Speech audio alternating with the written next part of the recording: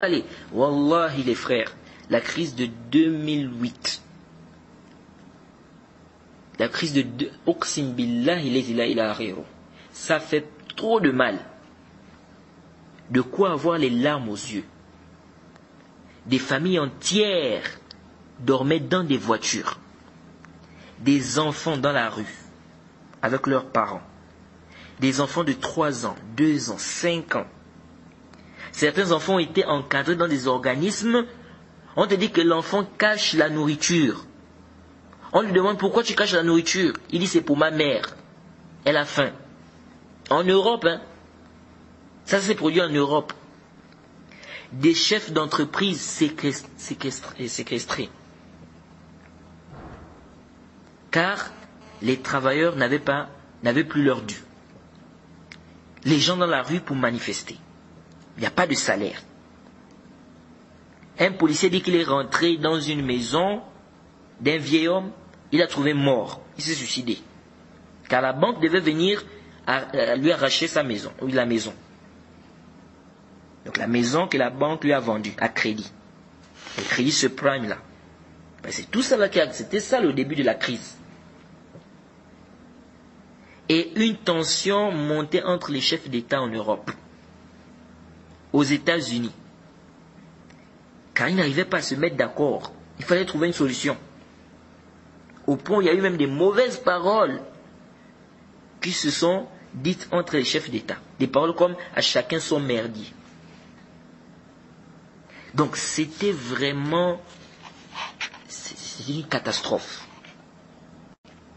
Parce que beaucoup de pays ont dit que c'est les États-Unis qui ont été la cause. Et effectivement, quand on regarde bien le début de cette crise, c'est les États-Unis qui ont été la cause de ça. Et donc, les États-Unis avaient maintenant besoin d'aide. D'autres pays. Des réunions ils ont fait des réunions. C'était vraiment, c'est-à-dire la tension n'était pas bonne. Je vous assure que c'était affreux. C'était affreux. J'ai regardé un peu les informations par rapport à cette crise-là, mais je vous assure, il y a des choses, vous pouvez avoir des larmes. Qu'est-ce qui s'est réellement passé? À cause du non-respect de ce principe-là, qui est de ne pas vendre la dette, le monde est tombé dans une crise catastrophique en 2008. On a fait des prêts à des gens qu'on savait qu'ils ne pouvaient pas rembourser. Au début, on met des prêts d'intérêt bas pour attirer l'acheteur. Mais au fil des mois, ça augmente. Les taux d'intérêt. Parce que ça fait partie aussi des causes de la crise. Les intérêts. Donc ce n'est pas seulement le fait de vendre la créance, le fait de vendre la dette. Non, ça a été parmi les causes, mais parmi les causes aussi, les intérêts. Donc, on met des taux d'intérêt bas pour attirer la clientèle, les acheteurs, et au fil du temps, donc quand tu as déjà fait les prêts, au fil du temps ça augmente. Ça ne fait que monter. Donc les mensualités ne font que monter. Sachant que la personne a un revenu qui n'augmente pas. On lui donne des prêts hypothécaires qu'il ne peut pas rembourser. Et certains savaient ça, qu'ils ne pouvaient pas rembourser. Où est-ce qu'ils devaient trouver tout cet argent-là pour rembourser ça? C'est pourquoi certains ont même qualifié ces prêts hypothécaires-là de criminels. Parce que c'était un business pour gagner seulement de l'argent. Et l'effondrement de l'une des plus grandes banques mondiales, Lehman Brothers, a fait sombrer le système mondial bancaire. Le système économique fut réellement touché. Dans le monde entier, des milliers d'emplois ont été détruits. Des manifestations survenues. Partout dans le monde. C'était horrible. Parce que j'ai suivi un peu les informations par rapport à cela. C'était vraiment horrible, je vous dis. Le 17 septembre 2008,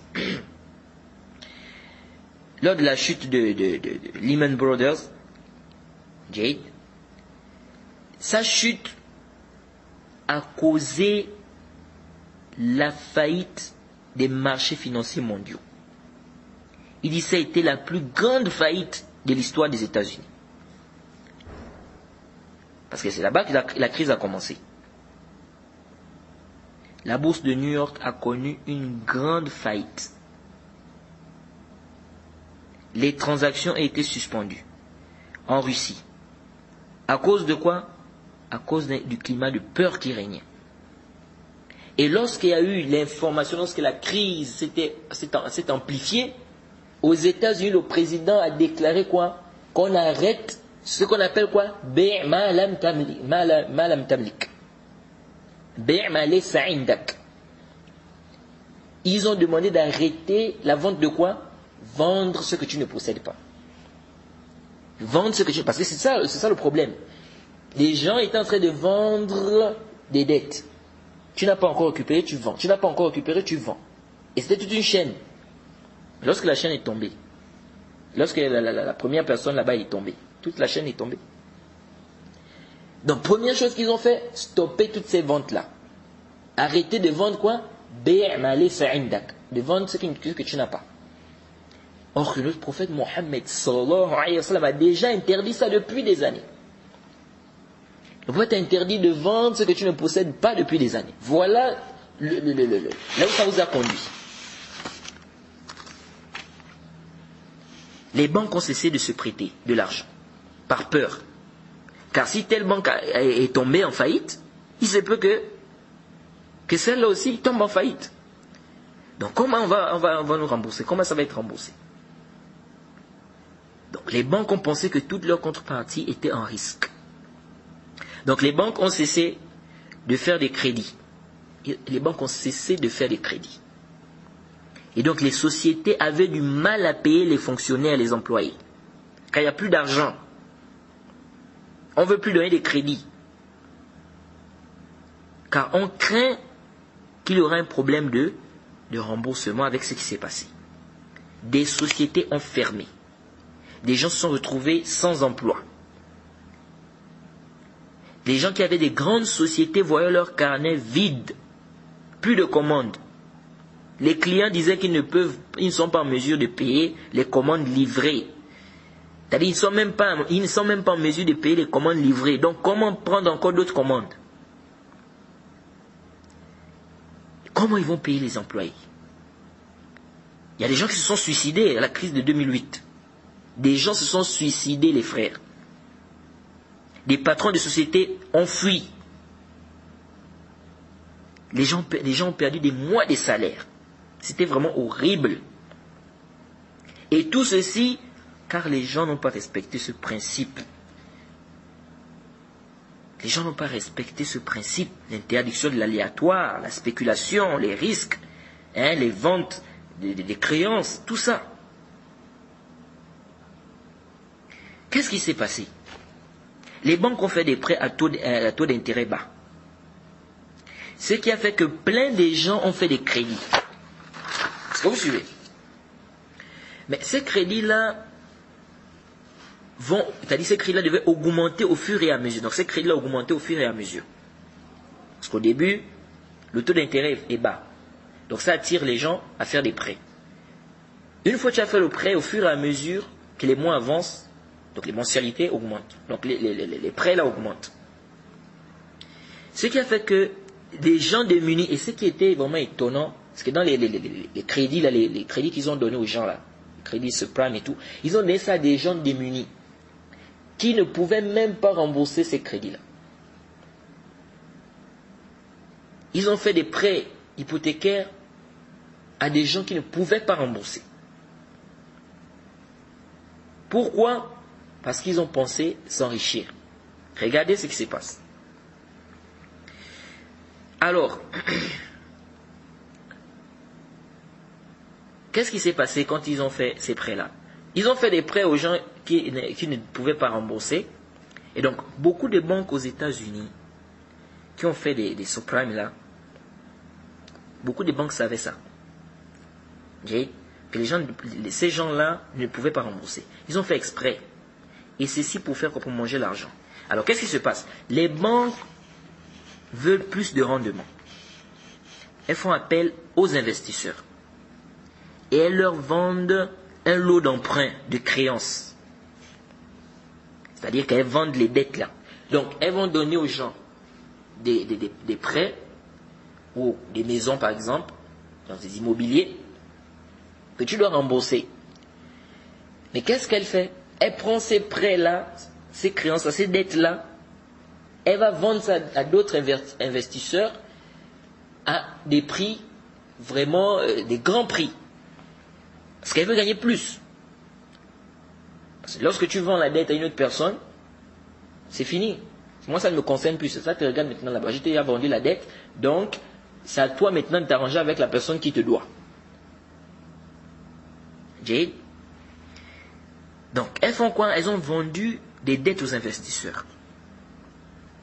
Et eux aussi, comme ils ont vu que c'est un bon marché, parce qu'ils ont vu qu'ils peuvent, parce que beaucoup aussi, quand ils rentraient dans ça, beaucoup d'investisseurs, quand ils rentraient dans ça, le but n'était pas ici, comment on appelle, de gagner, c'est-à-dire d'acheter ces dettes-là, et puis d'attendre qu'on vienne rembourser. Non, leur but aussi c'était de vendre encore ça. Donc lui, ils achètent des dettes-là pour revendre les dettes-là, pour gagner encore plus. Donc ils se sont dit que c'est un bon marché. Ils vont beaucoup gagner. Et le problème, c'est que ceux qui achètent là,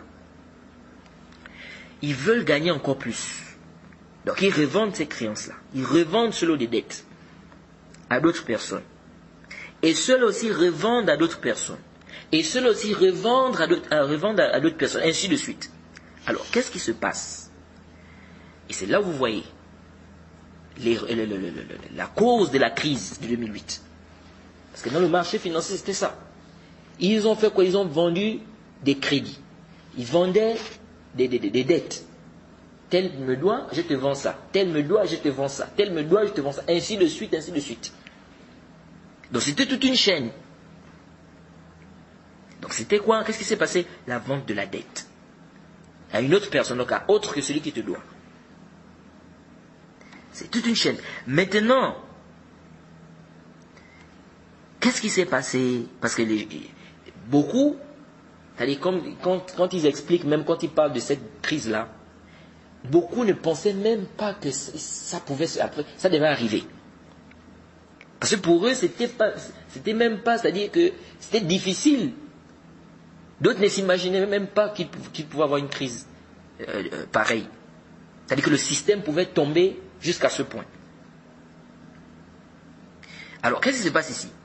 Lorsque tu vends la dette, celui qui prend la dette là, il vend encore cette dette. Celui qui prend la dette là, le crédit là, il vend ça. L'autre, il vend ainsi de suite. Qu'est-ce qui se passe? Si la première personne là, qui doit là, ne donne pas l'argent, c'est toute la chaîne qui tombe, qui coule. Et c'est ce qui s'est passé dans la crise de 2008. C'est ce qui s'est passé à la crise de 2008. Parce que les crédits qui ne font que vendre là, des gens là ne peuvent pas rembourser ça. Donc tu es en train de vendre des crédits, tu vends des crédits, tu vends des crédits.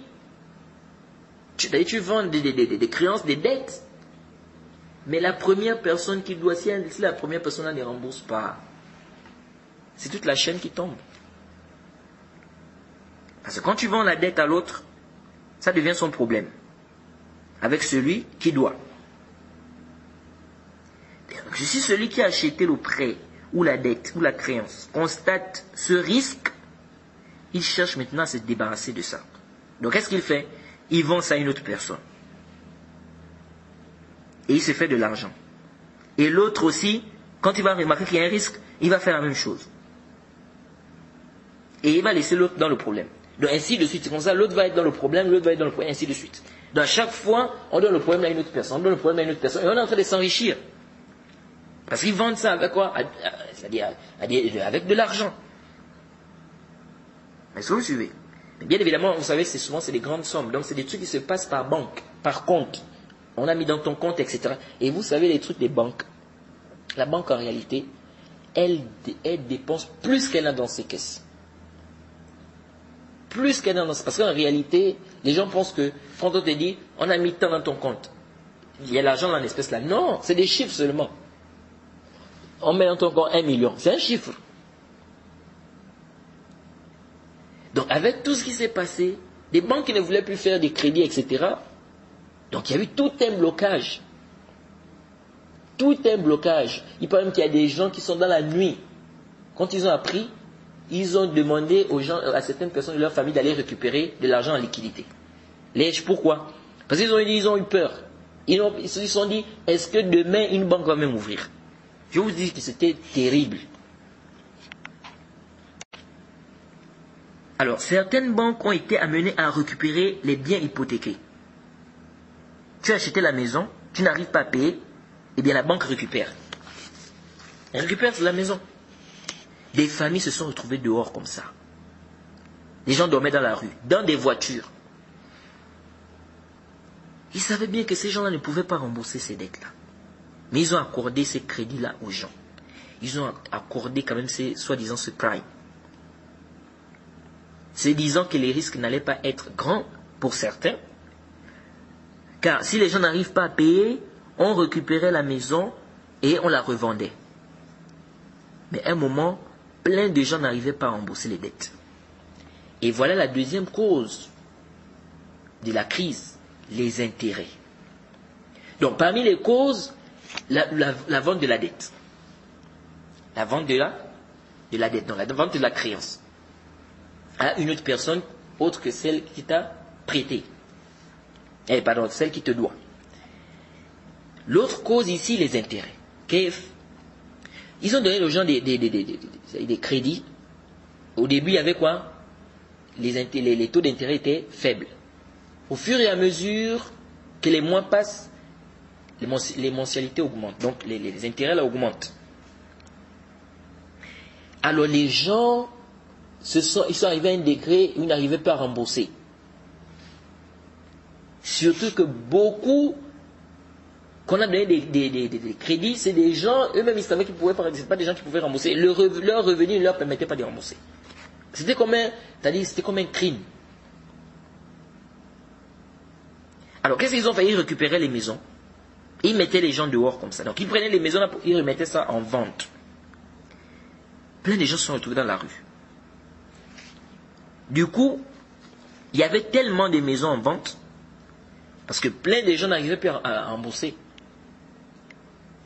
Donc il y avait tellement de maisons en vente que l'offre était devenue supérieure à la demande. Le prix des maisons alors fait quoi? Ça a baissé. Ça avait baissé. Car vous devez savoir que lorsqu'il y a trop de marchandises, le plus souvent, les gens n'en veulent plus. Et du coup, les prix baissent. Donc si tu veux écouler ça maintenant, puisque les gens ne veulent plus vraiment la marchandise. Donc si tu veux écouler cette marchandise, tu es obligé de baisser le prix. Sinon les gens n'achètent pas. Donc les banques n'arrivaient plus à vendre ces produits immobiliers-là. Et étant donné que les maisons, Jade, et les maisons là perdaient leur valeur, puisque le prix ne faisait que chuter, certains propriétaires qui continuaient donc de payer des crédits, se sont dit, pourquoi continuer de payer un crédit, par exemple qui a $150,000, Jade, alors que la maison ne vaut plus que $25,000. Alors qu'est-ce qu'ils ont fait? Ils ont décidé de quitter les maisons là et d'arrêter de payer. Donc les banques se retrouvaient maintenant avec beaucoup de maisons à vendre. Regardez, hein, ils ont fait quelque chose, ils sont tombés dans leur propre piège.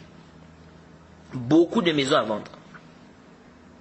Ils ont donc fait appel aux investisseurs pour acheter les maisons là. Ces investisseurs-là refusaient maintenant d'acheter. Parce que qui va acheter ça maintenant? Surtout que les prix sont devenus, c'est-à-dire que vraiment faibles. C'est la panique chez les banques. Panique chez les banques. Car ces banques-là aussi ont des dettes. Elles ont emprunté beaucoup d'argent. L'argent des investisseurs, l'argent des particuliers, les gens qui viennent déposer l'argent en banque. Parce que quand tu vas déposer l'argent en banque, il faut savoir que la banque utilise ça. Les gens qui pensent que non, quand on dit non, tu as un compte en banque, ça veut dire que il y a un coffre où on a mis ton argent, c'est là. Non, dès que tu déposes, la banque, elle utilise, elle fait des prêts avec ça. C'est-à-dire, elle emprunte, elle prête ça à des gens, elle fait ses transactions, etc. avec. Et elle va te rembourser avec intérêt. Jade, c'est pourquoi la banque, il y a certaines sommes. Si tu veux récupérer ça à la banque, il faut donner un prêt. C'est-à-dire, il faut annoncer, il faut avertir. Parce que si tout le monde va en même temps pour récupérer son argent, la banque ne pourra pas donner l'argent aux gens. Parce que la banque dépense plus que ce qu'elle ne possède. C'est-à-dire, elle crée de la monnaie en réalité. Elle crée de la monnaie. C'est un système vraiment, c'est pour vraiment bouffer les gens. Pour bouffer les gens. Parce que comment tu vas, c'est-à-dire tu n'as pas cette somme-là, tu donnes ça en crédit. Parce que vous allez voir qu'aujourd'hui, maintenant, on va faire quoi? Aujourd'hui, l'argent, beaucoup fonctionnent avec quoi? Les cartes. C'est des cartes. On doit te donner un crédit. Jade, on t'a mis un crédit, par exemple, de 100 000. Tu te dis que c'est 100 000 en espèces. Non, c'est pas 100 000 en espèces. Tu vas faire des courses. C'est juste avec les cartes. On va seulement retirer. Tu vas voir dans ton compte, on a enlevé 5 000, on a enlevé 10 000, on a enlevé... Mais l'argent, là où il n'y a pas. L'argent, là où il n'y a pas. Maintenant, la banque va te faire soi-disant un crédit. On va te donner une carte. En réalité, elle n'a pas l'argent là. Mais c'est juste des chiffres. Donc tu achètes des trucs, tu mets la carte, on dit bon, ok, parce qu'on t'a mis 100 000 dans le compte, il n'y a rien. Donc toi, maintenant, tu vas utiliser les 100 000 qui sont dans le compte. La réalité, il n'y a pas 100 000, il n'y a rien. C'est seulement un chiffre. Tu vas aller chez le commerçant, on dit bon, on a enlevé, on a transféré dans son compte temps. On a transféré dans ton compte temps. Après, tu dois rembourser l'argent là. L'argent qui n'existait pas là-bas. Donc tu dois te démerder à trouver de l'argent que tu dois rembourser à la banque. Parce que tu as fait un prêt, tu dois rembourser avec intérêt. Donc la banque fait quoi en réalité? Elle crée de la monnaie qui n'existe pas à la base. Est-ce que vous suivez? C'est un système qui est là, c'est vraiment pour escroquer les gens. Naam, la banque a un peu de liquidité, mais la banque dépense plus. Certains te disent même plus de 50 fois plus, d'autres te parlent même de plus que ça, que ce qu'elle nous possède. Tout ça c'est quoi? Tout ça c'est vraiment parce que les gens ne veulent pas respecter les principes du din. Voilà les conséquences de la crise de 2008. Vraiment ça a été un choc pour beaucoup des économistes, ça a été un choc pour beaucoup d'entreprises, ça a été un choc pour beaucoup de banques. Donc comment ils vont rembourser tout cet argent? Ils n'arrivent plus à vendre ces maisons-là. C'est pourquoi lorsque certaines banques ont commencé à faire faillite, Jade, comme je l'ai dit, il y a des gens qui sont allés la nuit. Ils ont demandé à leurs parents d'aller récupérer la liquidité dans la banque. Et ils ont dit, ne sait pas si demain une banque va ouvrir. Vraiment, les frères, la crise de 2008, c'était une catastrophe. Et tout ça à cause de quoi? Le fait de vendre des crédits, des créances, des dettes, et à cause des prêts à intérêt. Or, s'ils avaient utilisé le système économique islamique, ils ne devaient pas être confrontés à ce problème, bi'iznillahi ta'ala. Car ils devaient vendre les maisons, la personne paye par échéance, mais on n'augmente pas le prix. Il n'y a pas d'intérêt, il n'y a rien. C'est le prix, la personne paye ça par échéance.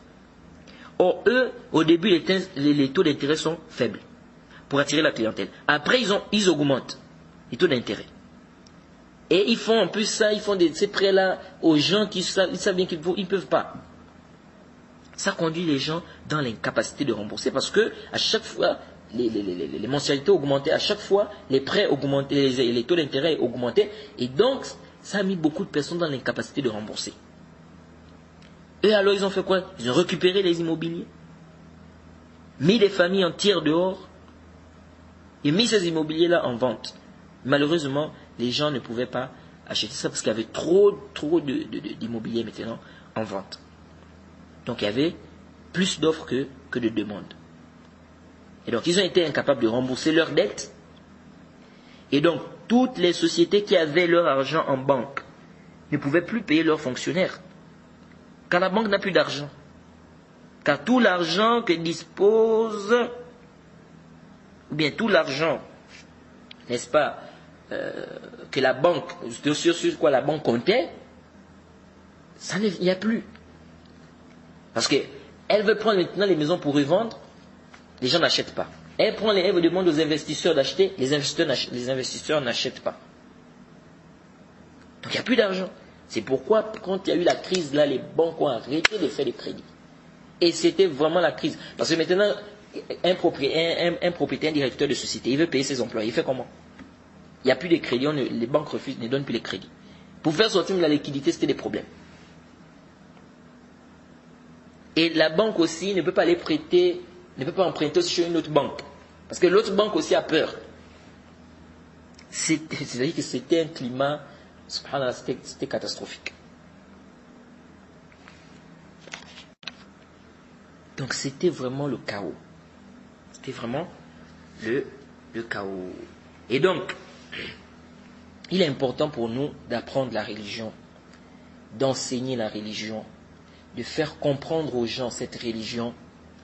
Et les gens doivent savoir qu'ils ne vont gagner le bien ici-bas et dans l'au-delà qu'à travers cette religion.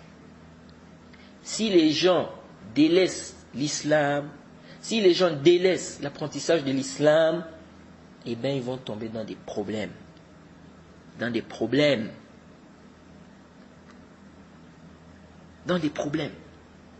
Donc parmi les grandes causes de la crise économique mondiale de 2008, la vente des crédits. La vente de ceux que tu ne possèdes pas. Et les économistes eux-mêmes, ils reconnaissent ça. Eux-mêmes, ils reconnaissent que c'est ça a été c'est ça la cause. C'est pourquoi lorsque ça s'est accentué, la première chose qu'ils ont fait, c'est quoi? Bloquer. C'est pourquoi dans les trucs des bourses, là, c'était chaud. Bloquer ça, bloquer, vente des crédits, là, tu vends le crédit, tu vends la créance, tu vends la dette, stopper.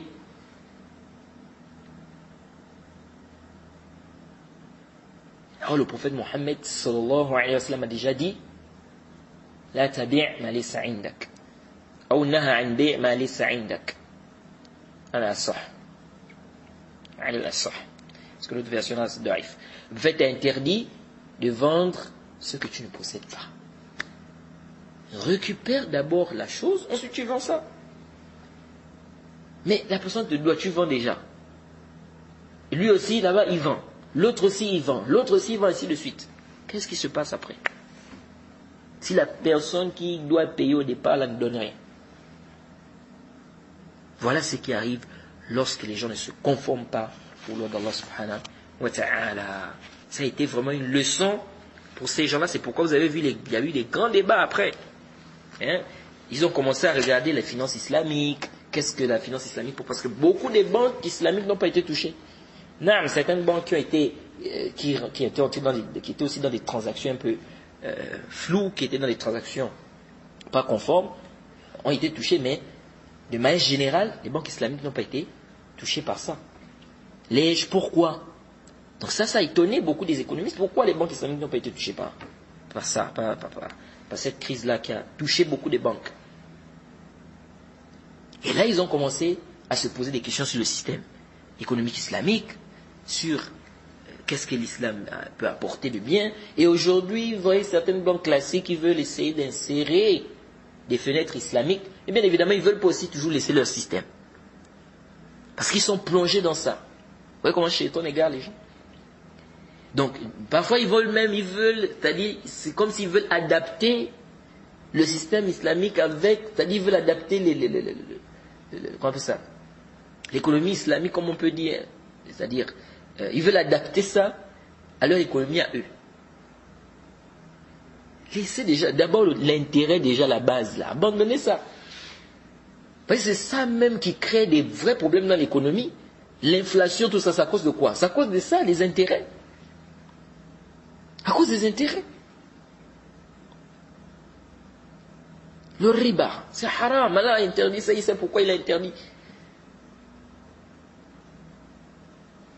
Donc, nous, en tant que musulmans, devons faire des efforts d'apprendre cette religion et en même temps enseigner. Parce qu'il y a aussi un problème, c'est que certains musulmans aussi ne comprennent pas ces choses-là. Parce que si nous-mêmes on n'a pas compris, comment on va expliquer ça aux non-musulmans? Comment on peut proposer aujourd'hui? Qu'est-ce qu'on va proposer au monde? Aujourd'hui on discute, les gens parlent de l'économie, etc. Qu'est-ce qu'il faut, les perspectives, etc. Mais si certains musulmans n'ont pas déjà eux-mêmes bien appris leur religion, ils ne connaissent pas déjà ces choses-là, ce chapitre-là, etc., qu'est-ce qu'on va proposer? Or, nous devons proposer, je dis, certains musulmans, c'est plein, on n'a même pas une banque islamique à tel endroit. Mais vous allez avoir une banque islamique, déjà, vous-même, il n'y a pas déjà, il n'y a pas de proposition. Déjà, vous ne connaissez pas comment doit fonctionner une banque islamique. Qu'est-ce qui est halal, qu'est-ce qui est haram? Quelles sont les bases, quels sont les usul, quels sont les principes? Il faut déjà connaître ça. Ensuite, il faut faire des efforts, mettre des moyens. Donc déjà, il faut connaître. Parce que pour ouvrir une banque islamique, si vous ouvrez une banque islamique sans connaître ces principes-là, vous allez faire des transactions haram à l'intérieur. Donc déjà, il faut ça. Ça, c'est un. Deux, donc, premièrement, il faut d'abord le ilm. Il faut la connaissance. Ensuite, il faut des moyens. Il faut mettre des moyens. Il faut des gens qui fassent des efforts dans ce sens-là.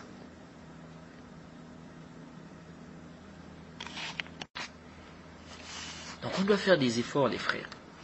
On doit apprendre la religion, apprendre le tawhid, transmettre le tawhid, apprendre notre din, le fiqh fi din, et transmettre ça. Qu'Allah nous facilite. Et quiconque fait scission d'avec le messager, après que le droit chemin lui est apparu, et suit un sentier autre que celui des croyants, alors nous le laisserons comme il s'est détourné, et le brûlerons dans l'enfer.